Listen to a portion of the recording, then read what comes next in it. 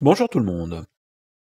Un peu d'arithmétique aujourd'hui, avec cet exercice du tournoi de Stanford 2024. Trouvez le plus grand nombre à 3 chiffres qui n'est pas un multiple de 3, mais qui est un multiple de la somme de ces chiffres. C'est un exercice qui utilise des notions assez simples, mais sincèrement pour arriver jusqu'au bout, pour pas se mélanger les pinceaux. Déjà, on peut dire qu'on travaille sur des nombres à 3 chiffres, c'est-à-dire des nombres qui s'écrivent sous la forme ABC. Et en base 10, ABC, c'est 100 fois A, plus 10 fois B, plus C. A plus B plus C, qui est la somme des chiffres, divise ABC, c'est-à-dire 100A plus DB plus C. Donc A plus B plus C divise la différence 100A plus DB plus C moins A plus B plus C. C'est-à-dire A plus B plus C divise 99A plus 9B. Or, d'après l'énoncé, ABC, eh bien, c'est pas divisible par 3. Donc, la somme des chiffres, ABC, n'est pas non plus divisible par 3, et ABC est premier avec 3, mais du coup, est aussi premier avec 9. 99A plus 9B, on factorise, on obtient que c'est 9 facteur de 11A plus B. Et A plus B plus C premier avec 9, et A plus B plus C divise 9 fois 11A plus B, implique que A plus B plus C divise 11A plus B. Nous, ce qu'on cherche, c'est le plus grand nombre. Donc on va espérer qu'un nombre qui commence avec 9 va fonctionner. Je teste les plus grands, c'est-à-dire A est égal à 9 et B est égal à 9. Dans ce cas-là, 11A plus B est égal à 108. Et 108, c'est 2 au carré fois 3 au cube. A plus B plus C divise 108 et est donc premier avec 3. Ça implique que A plus B plus C est égal à 2 ou 4. Mais ça, c'est impossible, puisque déjà, 9 plus 9 donne 18, qui est plus grand que 4. Donc, impossible. Si on prend maintenant A est égal à 9 et B est égal à 8, 11A plus B est égal à 107, qui est un nombre premier.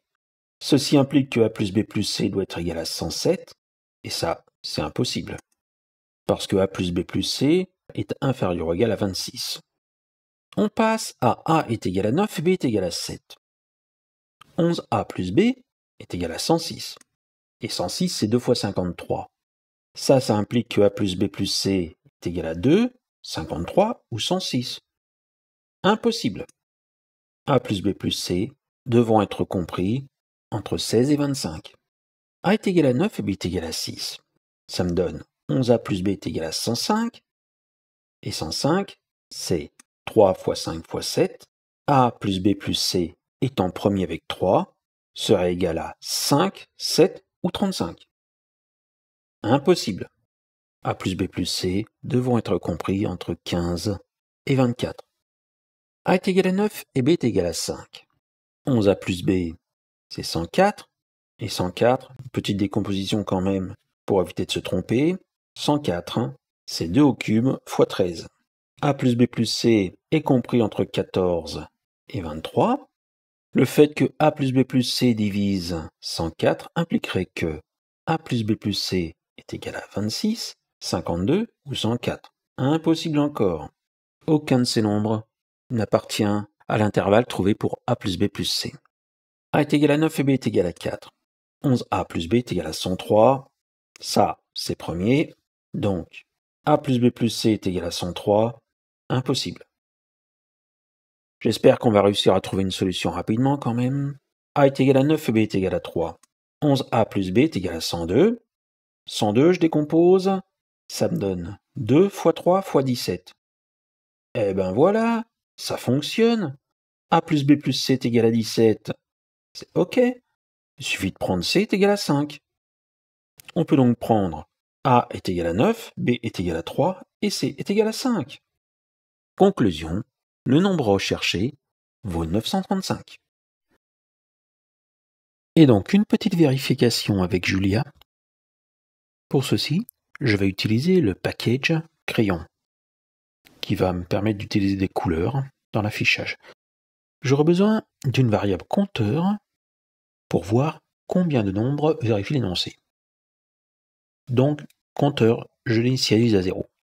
Et pour i allant de 100 à 999, je travaille sur le nombre à 3 chiffres. Eh bien, je vais créer une variable que j'appelle somme, qui, vous le devinez, va contenir la somme des chiffres de chaque nombre. Et ce nombre, pour travailler dessus en toute sécurité, je l'affecte dans une variable spéciale, que j'appelle nombre. Ce qui m'intéresse, c'est de savoir combien vaut la somme des chiffres de chaque nombre. Donc je crée une boucle for pour k allant de 1 à 2. Je répète 2 fois l'opération. Somme, je lui affecte le reste de la division de nombre par 10. Autrement dit, le dernier chiffre. Et à nombre, je lui affecte le quotient de la division de nombre par 10. Si bien que je vais me retrouver avec nombre raccourci du dernier chiffre. À la sortie de la boucle for, il ne me reste plus qu'un chiffre, c'est le chiffre des centaines.